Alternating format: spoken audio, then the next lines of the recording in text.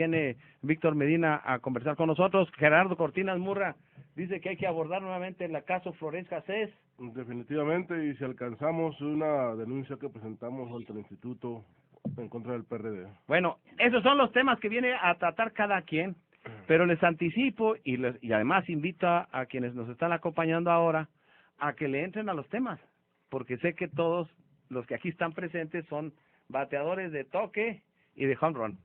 Entonces, el primero en el orden. Según la seña, ¿no? Sí, sí.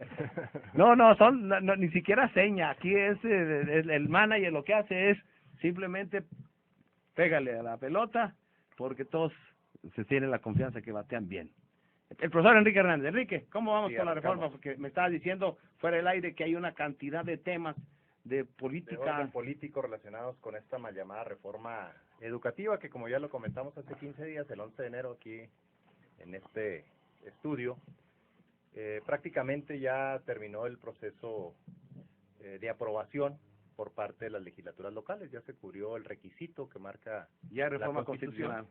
Sí, ya nomás falta que la publiquen en el Diario Oficial de la Federación, que va a ser en estos días. Y aquí, bueno, entraríamos a un asunto de carácter técnico, de carácter legal, que es las posibilidades que tenemos los trabajadores y trabajadoras de la educación que somos afectados por esta nefasta reforma laboral disfrazada de educativa en cuanto a esta reforma constitucional. Hay opiniones en el sentido de que, como desde que estudiamos algo de derecho en las carreras profesionales que hemos algunos llevado a cabo, se mencionaba que contra la Constitución pues no hay amparo, ¿no? Pero hoy hay opiniones en otro sentido, motivadas por las mismas reformas constitucionales que se han hecho a la estructura de la Constitución, en cuanto a que, por ejemplo, la educación hoy es considerada un derecho humano. Otro en cuanto a los asuntos de la firma de tratados internacionales que tiene nuestro país, nuestro gobierno, y que eso implican ciertas responsabilidades, ciertos compromisos.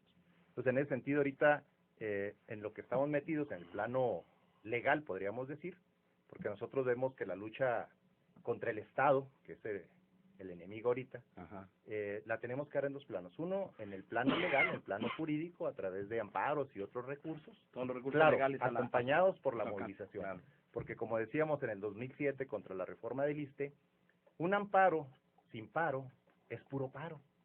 Es decir, tenemos que acompañar a los recursos jurídicos con la movilización, de diverso tipo, inclusive movilizaciones light, como luego está impulsando la dirigencia formal, los charros del CENTE, ¿sí? Con actividades que pues poco impactan políticamente, ¿no? Eso es ahorita el asunto en el que estamos inmersos y, claro, informando a los compañeros de base, aprovechando todos los espacios como este que nos da Antena 760. Ahora, bueno, en FM 100.5. Y, profe, Noel García. Pues solo insistir en un par de cosas. Nosotros... Perdón, Noel, perdón que te interrumpa, pero luego mencionaste algunos hechos políticos relacionados, Enrique, y ya no sí, los referiste. Hay ya mucha inquietud, no nada más entre los trabajadores y trabajadoras de la educación, con motivo de estas modificaciones que se han hecho al tercero y 73 constitucional, fundamentalmente al tercero, ¿no? La modificación al 73 consecuencia del tercero, porque el 73, como bien aquí nos puede explicar ya en su momento el licenciado Gerardo Cortinas, pues es el que establece las funciones del Congreso Federal, y ahí, bueno, lo que se agregó es consecuencia de lo que se reformó en el tercero. Y hay tal inquietud que ya ha habido movilizaciones. Ayer en Ciudad Juárez, maestros y padres de familia tomaron una secundaria. Aquí en la ciudad de Chihuahua, el martes, allá por la colonia que está cercana al aeropuerto, aquellos nuevos fraccionamientos que hay por ahí, padres de familia tomaron un kinder en defensa de la educación pública, decía el amante que ahí improvisaron. Hay pues bastante inquietud. Hoy, que están la mayoría de los trabajadores de la educación básica en cursos intensivos, hay la discusión sobre este asunto y el qué hacer. O sea, no podemos quedarnos nada más ante la expectativa de que ya esto se reformó la Constitución, ya no nos queda nada que hacer, ahí viene la reforma a la ley secundaria, que sería en este caso la Ley General de Educación, y también habría que esperar a ver qué se hace. No, hay todo un proceso de discusión en las bases, afortunadamente, y se están impulsando, inclusive en algunas zonas escolares, inclusive hay ya propuestas de paro, ¿sí?, para la próxima semana. Muy bien. Profesor René García. Dos asuntos que les comentaba, es conveniente que los discutamos. No es la palabra permanencia la única que significaría un arreglo y quedar en paz. Hace unos días la dirigencia nacional, o la profesora Elbester Gordillo, tuvo una entrevista que se pasó en 3 días consecutivos en una cadena, en una estación de televisión en México. Y ella decía, lo que nos preocupa de esta reforma es la palabra permanencia. Eso sería una contradicción terrible.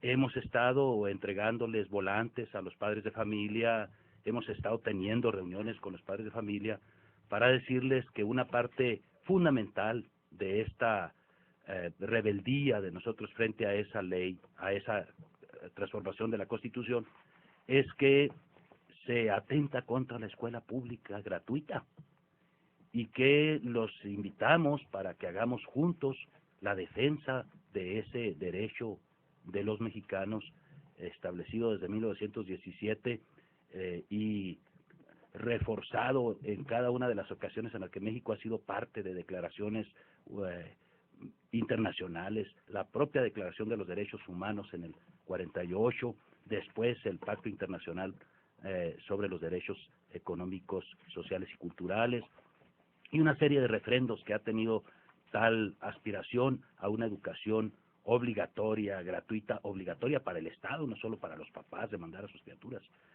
Y mal nos veríamos nosotros diciendo que una vez que salvemos el pellejo y que ya no está la amenaza sobre nuestra permanencia en el trabajo, entonces ya nos declaramos satisfechos y dejamos que todo el resto de la reforma constitucional persista y se convierta en la aplicación a través de las reformas a la Ley General de Educación y los reglamentos correspondientes. No, yo creo que esto es un asunto que no termina con la palabra permanencia, es un asunto que abarca mucho más.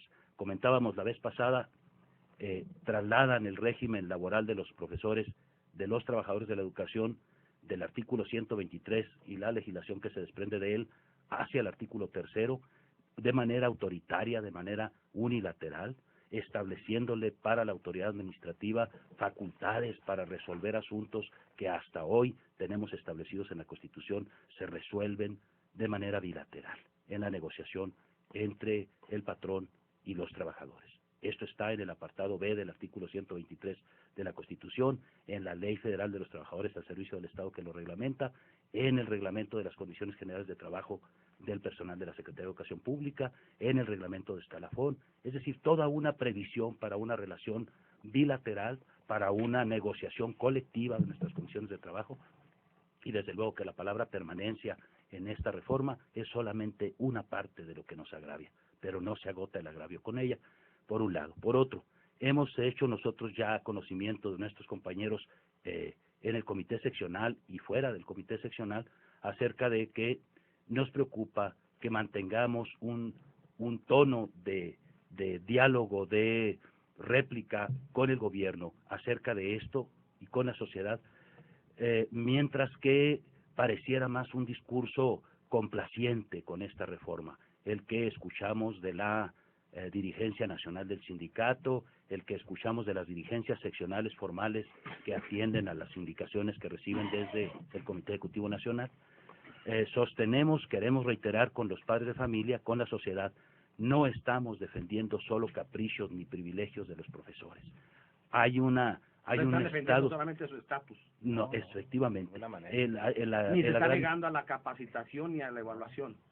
Nosotros hemos sostenido desde hace mucho rato, pero no solo porque se nos ocurre a nosotros, está probado en el mundo, una evaluación estandarizada con la que pretenden derivar estímulos, consecuencias como resolver si el profesor tiene o no derecho a ascenso, tiene o no derecho a reconocimiento, o se queda o no. acciones de castigo a los profesores a través de una evaluación tan sesgada como son los exámenes estandarizados, definitivamente nos oponemos a ella. Pero ahora queremos asegurarles algo, no es que haya faltado evaluación.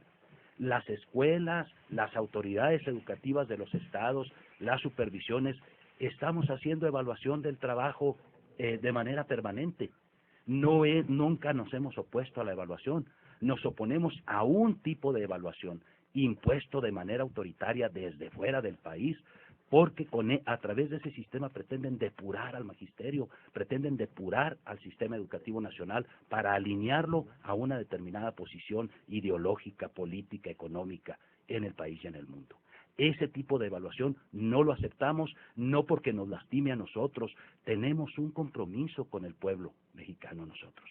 No llegamos a ser profesores por casualidad y haríamos mal, nos comportaríamos moralmente indeseables, mal, si nosotros vemos que estamos actuando en perjuicio de la población y nos hacemos los disimulados con tal de que nos dejen pasarnos a gusto. No. Las formas en las que la Secretaría de Educación Pública ha estado actuando con respecto a la evaluación son formas perversas, que imponen un individualismo, una competencia de profe contra profe, de escuela contra escuela, de chavo contra chavo, que es un insulto a la razón en este tiempo. Nos oponemos a una evaluación tan inequitativa como esta. Yo alguna vez les dije a los compañeros que trabajaban en el turno vespertino de mi propia escuela, jamás ustedes van a poder ganar el estímulo al desempeño docente. ¿Por qué? Porque ustedes son más malos profesores que nosotros, los que estamos en el turno matutino. Absolutamente nada tiene que ver si tu calidad de profesor o la calidad del equipo docente de una escuela para ver si obtienen el estímulo docente con esa clase de examen como enlace. Es la composición socioeconómica, cultural de la comunidad estudiantil la que determina, pero esto no lo estoy diciendo yo, la que determina los resultados, las posibilidades de éxito de los estudiantes de una escuela.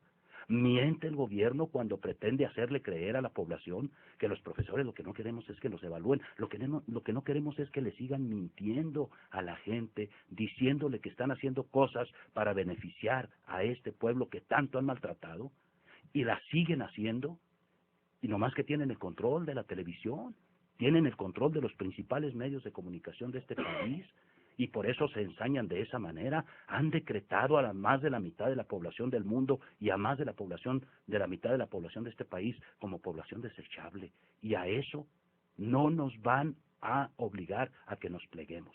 No vamos a ceder